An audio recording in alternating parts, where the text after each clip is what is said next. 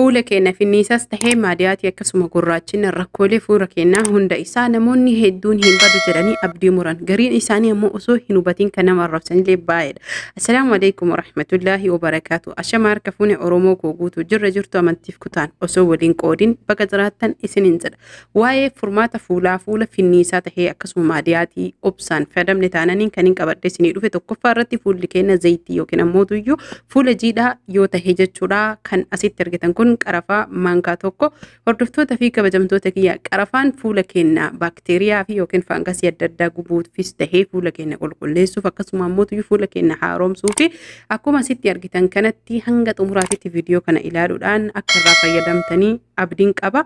Qarafaa maankaa tokko erga fudhannee jennee daa'ima maankaa tokko maankaa xiqqaa sukkaaraa jechuudha kan fudhannuudha.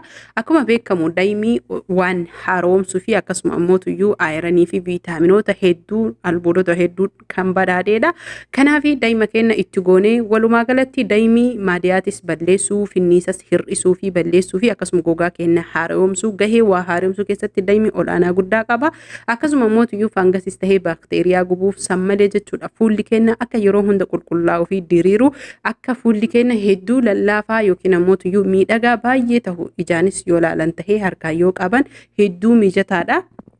Kanaaf fuula keenya ittisa yoo goonee fi haala itti fayyadaman dhiqannaa saamunaa of eeggannoo haasahaa hedduu jechuudha akka isin hubattanitti isinii ibsa baay'ee isinii kennuu barbaade asirratti fuulli keenya obsaan fayyadam namoonni hedduun maadiyaatii fayyadamee qoricha adda addaa fayyadamee naddeebi'ee jedhanii kanaaf hordoftoota fi kabajamtoota kiyyaa daa'ima bishaan abaaboo yoo bishaan abaaboo argachuu hin dandeenye harcee boqqollollee yookiin ammoo aanan harceesaa ta'u aanan dhangala'oo haa ta'u itti goona. Namoonni ammoo haala salphaa taheen daa'imaa fi qarafaa qofas walitti fayyadamuu ni dandeettanii hordoftoota fi kabajamtoota kiyyaa daa'imaa fi qarafaa qofa jechuu obsaan yoo fayyadamtan waan an isinitti himu qofa wanni isin beekuu qabdan torbaan tokko keessa guyyaa 15 keessa yookiin torbe 2 keessatti wanni jedhamu jijjiirama 100% osoo hin tahinii parsantii 99 osoo hin tahinii tuqa 99 tuqa isa jennuu san argitanii qabxii muraasa yookiin ammoo waan miiliin kaayamu yookiin waan giraama xiqqoo wayitiin kaahamu jechuudha. Jijjiiramni ni dhufa 100% torbaanitti torbaan lamatti badaa miti. Obsaan fayyadamne taananii waan sirri gadi fageenyaan isinii ibsuu qabu akkuma asitti argitan kana namni barbaadan aanan itti godhuu dandeettanii bishaan abaaboo itti godhe. Asirratti kan sirriitti isinii ibsee isin hubachuu qabdan fuula keessan saamunaan dhiqattanii erga fuulli keessan gogee jedhee ammoo isa kana dibattanii daqiiqaa 25 hanga 30 afur tursiiftanii ofirraa dhiixanii jechuudha. Bishaan oowwan dhiqattanii qabbanaa lollattanii sababni bishaan oowwan dhiqattanii qabbanaa lollattanii tokkoffaa irratti bishaan oowwan isinirraa baasuu fi yookiin ammoo maaksii dibattan kana isinirraa akka wal gadhiisu yoo gogee jedhe daa'imni hin goysuuyyuu dhugaa rabbii dubbachuuf hedduu laaffisa. Haa ta'u malee gogaa keessan akka banee wanni dibattan kun hedduu seenutti kan bishaan oowwaa yoo jedhu danfaa osoo hin tahin kan nama hin gubneen dhiqattanii booda sanii bishaan qabbanaa haa ta'e namni bishaan qabbanaa argachuu hin dandeenye baradoo firiijii kaattanii yookiin fireezara kaattanii itti fayyadamuu ni dandeettanii. Kanaaf fuula keessan akka inni cufu jechuudha. Kan asitti argitan ammoo misira diimaadha. Misirri diimaan fuula keenyaaf faayidaa guddaa kan qabu fuula qofa osoo hin tahin misirri diimaan karaa nyaatatiin karaa dhugaatiitiinis tahee karaalee hedduutiin dibataanis tahee faayidaa guddaa kan qabuu fi qaama keenya hedduu kan ijaaru jechuudha. Hir'ina dhiigaatiif gahee guddaa qaba. Namni lafeen isaanii dadhabe hir'ina kaalsiyeemitiif gahee guddaa qaba. Hordoftoota fi kabajamtoota razaan waa'ee timira misiras tahee akkasuma waa'ee daa'imaa akkasuma waa'ee qarafaa irraa yoo dubbadhe fixuu hin danda'u. Akkuma asitti argitan kanatti isin hanga xumuraatitti waan an godhu laala misira keenya maankaa tokko fudhannee dhiinee bishaanii zafazzafnee erga inni bullaa'ee jedhee ni daakkanna jechuudha.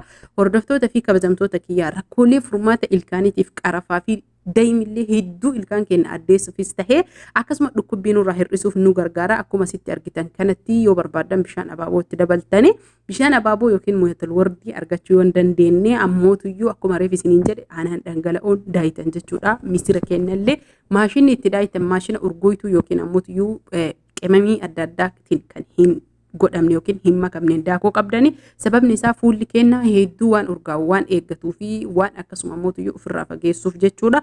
Erga daayinee geessinee haala kanaan wal fudhachiifnee misira keenyallee haaluma itti fuula keenya jechuudha. Garaagarummaan xiqqoo qabu. Misira kana erga dibannee daqiiqaa 25 geennee yommuutuyyuu daqiiqaa 5f niriina jechuudha. Kana jechuun misirri akkamitti akka bu'aa inni guddaa qabu yeroo rignu kana inni akka sukkaraa yookiin akka jajjabaataadha akkuma ammasitti argitan kana hin sharakkata. Yeroo dibnu kana yookiin ammoo erga daqiiqaa 25 ofirra tursiifnee daqiiqaa 5 bishaaniin osoo hin tuqin rignee ofirraa kaafna jechuudha. Akkaataan itti rignee ofirraa kaafnu faayidaan inni qabu guddaan tokkoffaani gogaa keenya kan hojiin ala ta'e yookiin expired yookiin isa du'e san jechuudha haaromsuuf nu gargaara. Akkamitti yoo jettanii na gaafattan fuulli keenya kun hormooniin isa adda jijjiiramuun oolee buluun akka fakkeenyatti qorri yoo dhahee kan qorri dhahee akkasuma kan aduun dhahee qilleensa adda addaatii fi jijjiiramni adda addaa awwaarri walumaa galatti balfa adda addaa kan dhahee gogaan keenya gubbaa kun ni du'a. Kanaaf isa balleessuu qabna jechuudha fuula keenya qulqulleeffachuu fi erga misira keenya daayinee geessinee yookiin aanan itti godhannee yookiin ammoo tuyyuu bishaan abaabootti godhannee ammas daa'ima maankaa tokkotti naqanna. Daa'imni hedduu gahee guddaa kan qabuu fi gogaa keenya laaffisuufis bareechisuufis tahee haaromsuuf nu gargaara. Namoonni hedduun annan barbaachisu ani akkasii ani maaliidha ani asii achi waa laaquu hin barbaadu hin danda'u jettanii ni dandeetta. Wanni hin danda'amne hin jiru. Mana fincaanii keessan akkasuma gola keessan hirribaatiif shamarran keenya kan biyya Arabaa keessattan ho'i hormoonii isin jijjiiree fuulli keessan rakkoolee adda addaatiin saaxilamee obsaan dawaa mana faarmaasii yookiin mana qorsa adda addaa irraa bittanirra irra caalamee waan kana obsaan fayyadama. Guyyaa 2-3 yookiin torbaan takka 2 adaraa keessa fayyadamtanii hin dhiisina. Jijjiirama akkasittiin argitan yeroo dheeraa walitti dhaabdanii maaf nyaanna. Fakkeenyaaf misirri maaliif nyaatama? Daa'imni maaliif faayidaan isaa guddaa ta'e kan nyaatamu?